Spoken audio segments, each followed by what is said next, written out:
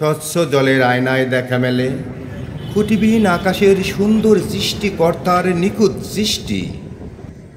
স্বচ্ছ পানির দিকে তাকালেই মনে হয় যেন দেখা যাচ্ছে আকাশের ছায়া, কিন্তু সেই ছায়ার নেই কোনো খুঁটি, নেই কোনো দাগ, নেই কোনো বাঁধন, শুধু নীলের বিস্তার।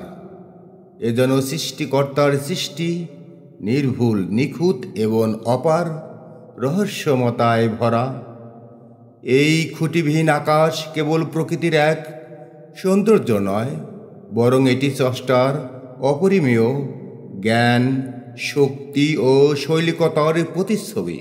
পানি যেমন স্বচ্ছ, তেমনি সৃষ্টিকর্তার উদ্দেশ্য স্বচ্ছ ও সুস্পষ্ট সৌন্দর্য, ভারসাম্য ও কৃতিত্বের সংমিশ্রণে গড়ে উঠেছে এই পৃথিবী। বাইবেল, কুরআন কিংবা অন্যান্য ধর্মগ্রন্থে বারবার বলা হয়েছে, প্রকৃতিকে দেখো, পর্যবেক্ষণ করো, তোমরা আমার নিদর্শন পাবে। আজকের বিজ্ঞান যেখানে একটি আণবিক কাঠামো গঠনে হাজারো হিসাব কষে, সেখানে স্রষ্টার এক নিঃশ্বাসে সৃষ্টি আকাশ, মাটি, নদী, আলো, প্রাণ। প্রকৃতি আমাদের কি শেখায়? আকাশ শেখায় স্থিরতা আর অসীমতার অনুভব।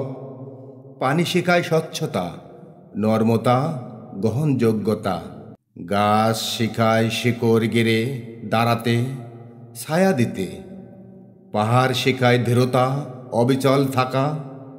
পাখি শেখায় মুক্তি, স্বাধীনতা। এই সব কিছুই একজন পরিপূর্ণ, জ্ঞানবান ও প্রেমময় স্রষ্টার নিখুঁত পরিকল্পনার ফসল। স্বচ্ছ জলে যেমন আকাশ দেখা যায়, তেমনি নির্মল হৃদয়ে দেখা যায় স্রষ্টার নিদর্শন। আজকের প্রযুক্তির উপর নির্ভর ও ব্যস্ত জীবনে আমরা অনেক কিছুই দেখি, কিন্তু উপলব্ধি করি না প্রকৃতি আমাদের জানালার দুপাশে আছে, কেবল দেখার জন্য নয়, উপলব্ধি করার জন্য।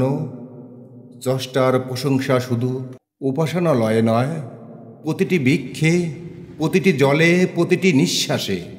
সত্যি, স্বচ্ছ পানির দিকে তাকালেই ছবি ভাসে সৃষ্টির সেই খুঁটিবিহীন আকাশ।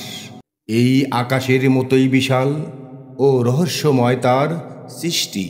মোহাম্মদ জাহাঙ্গীর আলম, মানিকগঞ্জ।